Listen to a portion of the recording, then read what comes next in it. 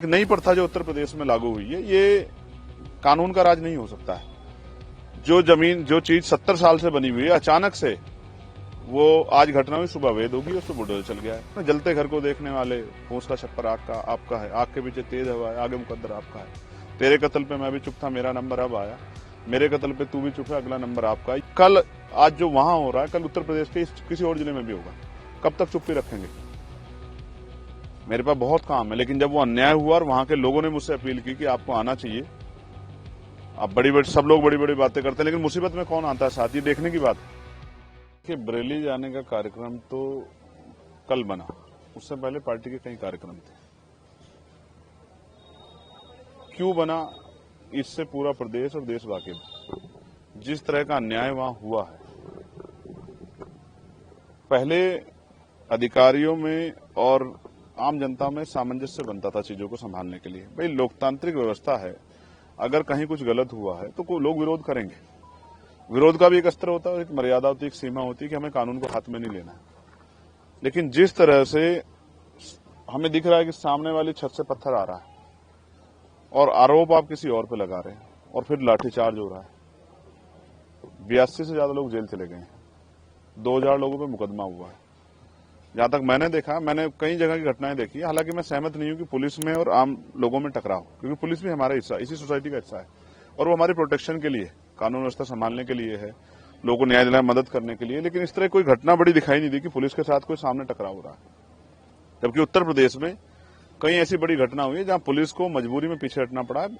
हमारे सामने फतेहपुर का उदाहरण है कि वहां मकबरे पे क्या हुआ था। ये जो भय का माहौल वहां बना है, लगातार मेरी वहां के बहुत जिम्मेदार लोगों से बात हो रही। 17 तारीख को हमारा सम्मेलन था, वहां मैं गया था। 12-15 दिन के उसमें कितना बदलाव है बरेली में कि आज लोग वहां डर के साए हैं।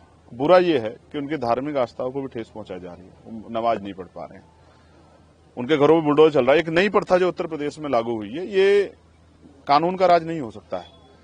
जो चीज 70 साल से बनी हुई है, अचानक से वो आज घटना हुई, सुबह वेद होगी, उस पर बुलडोजर चल गया है। इसको किस तरीके से देखा जाए?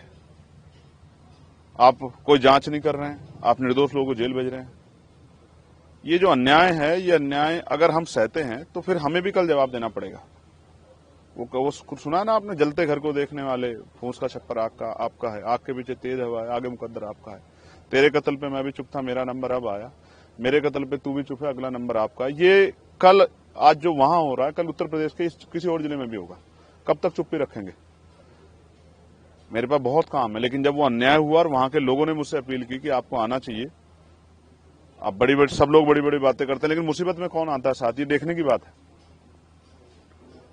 तो मेरी ये जिम्मेदारी बनती है कि आज जाके उनका हाथ पकड़ूं, उनके आंसू पूछूं, उनकी आवाज बनूं, उनके साथ जो अन्याय हो रहा है उसको लोगों के सामने लाऊं। और मैं करूंगा क्या जाके वहां? मैं कोई भीड़ तो जुटा नहीं रहा, मैं जाके पीड़ितों को सुनूंगा। ऐसा क्या हुआ जिस सच्चाई को छिपाने के लिए, वहां जाने से रोकने के लिए इतना बड़ा जो है पुलिस बल लगाया गया है। मेरी पुलिस से कोई लड़ाई थोड़ा ही है भाई। कहीं कोई घटना हुई है तो हम लोग राजनीति कर रहे हैं, हम लोग लोगों की आवाज की बनने की लड़ाई लड़ रहे हैं।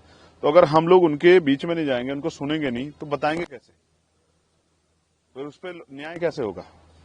तो वहां जो अन्याय हो रहा है वो रुके, वहां जो निर्दोष लोगों पे कार्रवाई हो रही है वो कार्रवाई खत्म हो। वो जो वहां जो डर का माहौल है, भय का माहौल है, वो एक अच्छे माहौल के रूप में, सौहार्दपूर्ण माहौल के रूप में उभरे।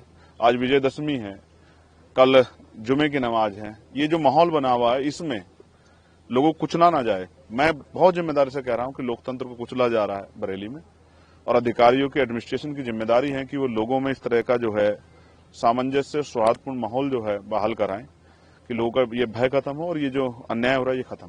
प्रशासन का कहते हैं तो माहौल खराब होने का वो है, और तो कहीं ना कहीं माहौल खराब करते हुए, देखते हुए वो लोग आपको रोक रहे हैं, इस वजह से कारण ये भी हो सकता है। अमित भाई, घटना किस तारीख की है? 26 तारीख की। मैं नहीं था वहां, मैं गया था 17 तारीख में। मेरे साथ हजारों लोग थे, कोई माहौल नहीं बिगड़ा।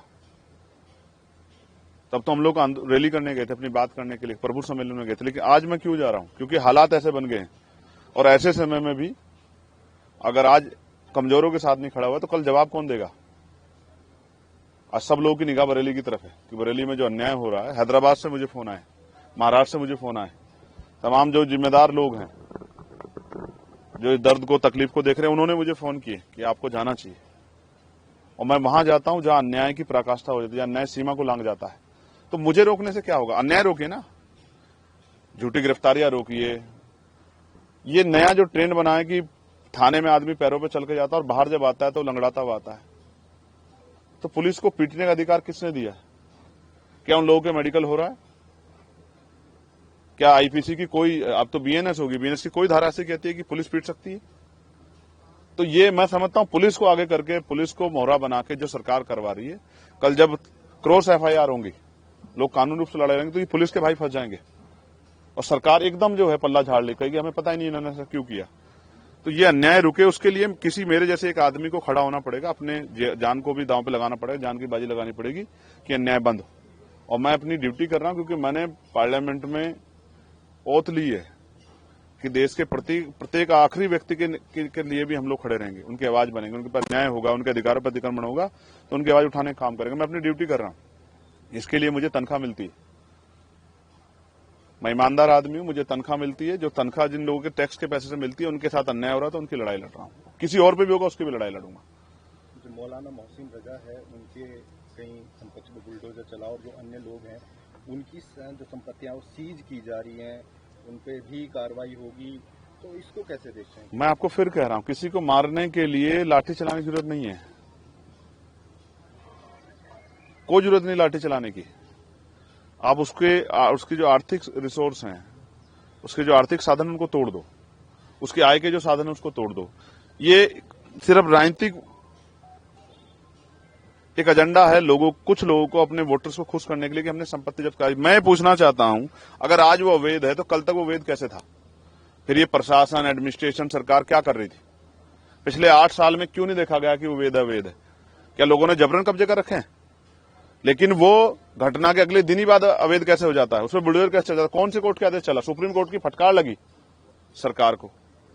फिर भी ये सरकार जो है, क्योंकि ये रोटी नहीं देगी, ये रोजगार नहीं देगी, ये महंगाई खत्म नहीं करेगी, ये कर्मचारियों के हितों का ध्यान नहीं रखेगी, पुरानी पेंशन नहीं देगी, ये नई नियुक्तियां निकालेगी, ये पेपर लीक नहीं रोकेगी, ये आशा, आंगनबाड़ी, भोजन माता, पीआरडी के जवान, होमगार्ड के जवानों को जो है वेतन वृद्धि नहीं करेगी, ये पुलिस के भाइयों को जो है पुलिस रिफॉर्म नहीं लागू होने देगी। तो ये इन सब चीजों को टालने के लिए, किसानों को खाद नहीं मिल रहा, डीएपी नहीं मिल रहा है, तो ये वो व्यवस्था लागू, इसलिए ये इस एजेंडे को मजबूती से वो करते हैं और ये सब सरकार की देखरेख में हो रहा है।